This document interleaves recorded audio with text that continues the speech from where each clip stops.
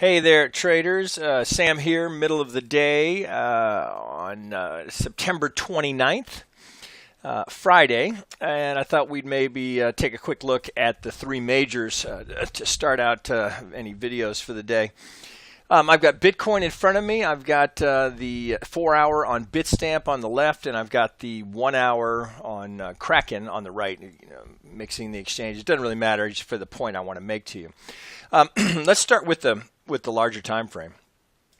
So we've been looking at this possibility here that we had a top in because of the wick at the 65 and running into pretty consistent resistance here at the 618. So to get some confidence that that's a good pivot for us, what we've been looking for is some sort of impulsive move down here.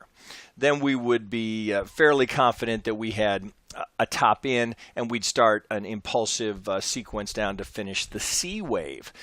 Well, we had the count here prior as a 1, 2, 3 with an extended fifth as a possibility. Well, so if we take that down to the smaller time frame and look at that and see whether or not we're getting anything impulsive, we can see that that's actually not what we've gotten. In fact, we've gotten a very nice ABC correction. So in the context of comparing the two, we now would be more likely to move the 3. Put the 5 up here somewhere. Now this looks much more likely. That's our 3. Here's our 4, and then you can see that over here. So this pivot here being the 3 high, we had a very nice with went just a few ticks above the 618, and now responded from that. With a strong move here. We haven't really subdivided into any 5-wave impulse. We just see a strong move, which increases the probability that this move here is not over, that we have good odds of getting through the 65 in this prior pivot here, and an expectation would be that we're going to target the median line, perhaps the 786 of the entire move down, and then the 100% of the A, B, C. So we have some new upside targets here. We still cannot discount the possibility that we have a larger ABC underway, this being our A. Here's the ABC underway. So this B, if we are going to break here, still has the potential to be up here for our B wave, and then at that point we start looking for expectations for an impulsive move down for a C wave. Until we see something other than what we've got here, and it's still inconclusive because, well, one, we got to get to new highs, right? We got to see that. I'm going to take this off here just so it's easier to see it, since we've got so much going on. Let me just so you recognize that we are still dealing with multiple possibilities here. Let me a second to get that wave off of there. It just clutters the chart. I just do it to try and help you see. Okay, so right now I'm looking at the length of wave 1 projected from the wave 4 to get targets up here, because we know there's typically a relationship between the first wave and the 5th wave, and a very common target would be 100%. There's the negative 23.6, which would be the target off of this fib draw, off of the 2 low here, and that moving up. So giving us this nice little window here up at 43 to 44. Okay. Now we compare that. 43, 44 puts us up, right here. So we've certainly taken out this high, and then we're, my expectation is we're likely going to continue to move higher. I want to see the market get to that median line. If it gets here or at the 786 at the 100, that's going to give me more confidence that we've got a good pivot in. So this potentially could go higher. Here's 75.50. Pardon me, 45.50, which would put us up 45.50. Now we're up in this zone. So if we're going to get beyond the 100 and start to approach the 161, well, now we've got, it creates more challenges for us, right? Because it still doesn't discount the possibility. We can't eliminate the possibility that we still have a C wave to put in. right? But as a trader, a relatively short-term trader, here was the nice setup. We looked at this yesterday. You had, possibly an entry on the 50 with a stop below the 65 or the wave 1 high, right? To allow for a little stop running. We didn't get it, so we had a good entry here. That's a nice looking trade, and we've got multiple targets. So, one to pay attention. Now, we still cannot definitively count this out because we can still see this. We can still see an ABC here. If our count is not right, we could still see this. Right? That's still a possibility until we break this swing high and get some more confidence that we've got a 5-wave impulsive structure underway. That seems to be the most likely. But note here, we're struggling again to get up to new highs. So you have the possibility that we've just put in a 3-wave A. Here's our B, and we go down one more time for a C. Can't rule that out yet. So if you're not long off of this, certainly this would not be a short. But we, on the larger time frame, really can't be definitive about what's next. So there's still this hurry up and wait for more clarity based on how the market responds back at what has proven to be a critical level, which is exactly what you'd expect, that the 618 would be a critical level, right? So, kind of, stuck at the moment with regards to any new trades, unless you caught the retrace here and we're targeting up for new highs.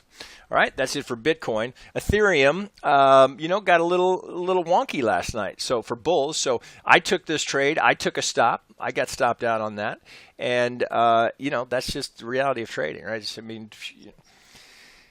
News happens, shit happens. We had Korean, it doesn't matter what the reason was. More sellers than buyers, right? Drives the price down. Now, interestingly, we get right to the 50 and we wick through a couple of times.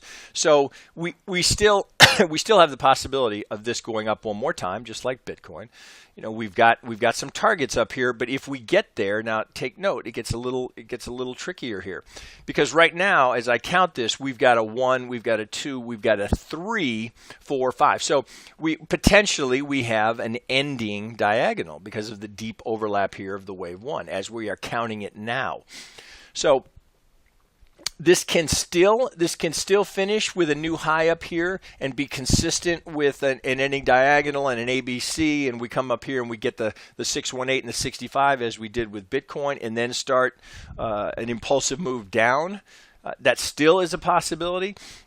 This is not as pretty a trading setup as we had in Bitcoin because of the depth of this 4. Right, so that was the South Korean news, and it spikes it down. Now we're trying to recover from that. So if you were looking for a trade on a Friday, the 50% here, that's a potential entry for the push up here. Not the prettiest trade I've ever seen, but technically valid. One of the problems we have here is that right now, wave 3, if I measure it for you, wave 3. Now, remember, we're operating off of the premise that we have a truncated 5th here because of this 1, 2, 3, 4 came down. We didn't quite get to new lows there, but that structure is it's strong enough here to imply an A. Here's our 3-wave B, and then we get a 1, 2, 3, 4, 5 truncated 5th. So I've got this is our B wave low here. Now, if I measure from there, on the assumption that is my B low, this wave 1 here in distance, wave 3 is shorter. So wave 3 can't be the shortest wave. So we've got to keep an eye on what's happening. And so if I show you this now, if I measure from here and I go to my 2 low, you see the maroon here, that's 100% of wave 1. I don't get there. Don't quite get there. All right, so that makes you suspect of this count. So we've got to be conscious of what happens to wave 5 relative to wave 1. Now we see the 100% here, where we'd have, if we get beyond that, we're going to have to rethink our count, because that would make the 5th wave and the 1st wave longer than the 3rd wave. We invalidate the count, and we got to reconsider what we're seeing.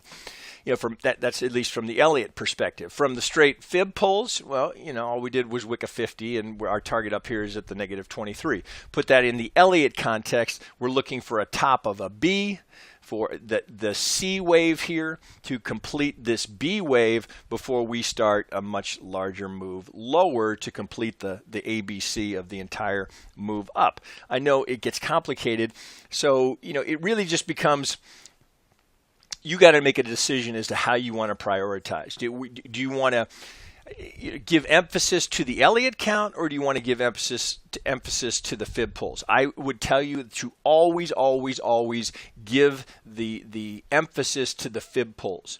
The Elliott count is unfolds relative to the fib pulls, right? Whether we get internal or external retracements, right? So when in doubt, if you're confused, take all the Elliott count off of it and just look at fib draws. What can we absolutely see with certainty? If I pull from swing low to swing high and forget about trying to squeeze in, a count and an ending diagonal and all that Elliott terminology, if you don't need it, it can be helpful. But if you take all that off and just look at what we've got, we've got a 50% retracement, and here's my target. And we've got some nice structure here within this channel, which is, I've got it set as a modified shift on the pitchfork, but you could draw a channel just as easily, right? So what do we know for sure? Here's the reaction point. Stop would be down here, which happens to be outside the channel, which happens to be on the other side of the 65. When in doubt, simplify. Simplify. Don't complicate. Don't overanalyze. The Elliott count can be helpful when we're trying to fine-tune what we're seeing, and when we are corrective as compared to impulsive or diagonal. It can be helpful, but it's secondary to the fib pulls. Keep that in mind. Okay, let's finish up on Litecoin. Same kind of thing here. We have, as with all the majors, we have this unresolved scenario unfolding here, where we simply are, can't quantify where we are in the retreat or in the correction just yet. We've had this massive ABC, which you'd like to think would be enough, but we're not getting, we don't get a good impulsive wave 1 here. Likely this is an A. We get a sort of a sloppy B, but there's definitely 3s in there. And now we're moving impulsively, at least so far. So if you look at this, let me try and open it up a little bit better so you can see it. Okay, I'm going to take the pitchfork off just to help with some clarity. Okay, so here's our wave 1 high right here. Here's our wave 2, impulsive wave 3. Here comes the wave 4. Okay, we do not overlap the wave 1. I promise you that does not happen by that's not just happenstance. That's not coincidental. That happens for a reason. There are a group of traders defending that wave 1 high. And note, we're also right at the 50, right? They're looking for the targets up here at the negative 23, and we've got multiple targets. So really, again, Elliott aside, we had a move higher. We went to the 50. Here's the target here, this negative 23. We've gone up. We've moved down to the 50 again. We've gone through it a little bit. But we still have a target. So where are we likely headed? Look at this nice little box we've got containing these two negative 23.6 targets, which happens to coincide with the 200 period, which happens to be right in line with the 50% of the entire move down. Now put some structure on it, whether you want to use a channel, perfectly valid. Right, we're going to get up there. We're going to get a little higher. I always defer to the pitchfork because I know algos will use that. So when I'm here, right, note I'm outside of it here. I've got the outside edge of the 200%. So I'm going to take the modified shift and just move this down, or in this case it would be up 50%. So you see here how I move the length of this distance, exactly 50% up is where the median line starts, and you can see it right here on this 50. That's a good example of how that works, right? So there's my 50, there's the 50%, that's the start of the median line. Now we contain much more nicely, and yeah, we got some depth through it, but the 1.5 contains. So you can look at this as another channel, another median line, really. right? Because all we've done is take this relationship here and doubled it, right? So we've cloned it in effect, 150%, 200%. So this holds it, the 618 holds it, the wave 1 high holds it. Right now, highest probability is that we go up here and we challenge the 50 of the all the way back, completing an impulsive structure, completing a C wave, completing a B wave, which sets up for a move down. And that's the likely outcome as we look at it now, right? Things can change. That is only a potential roadmap, right? Nothing absolute. You can't get overly attached to any one wave count. Right now, that appears to be the most likely route. We'll have to wait and see, one, if we get there, and what kind of reaction we get when we get there. All right, let me wrap it there. I'll be back with other currencies to look at. Give me half an hour. I'll be back to you shortly. Okay, bye.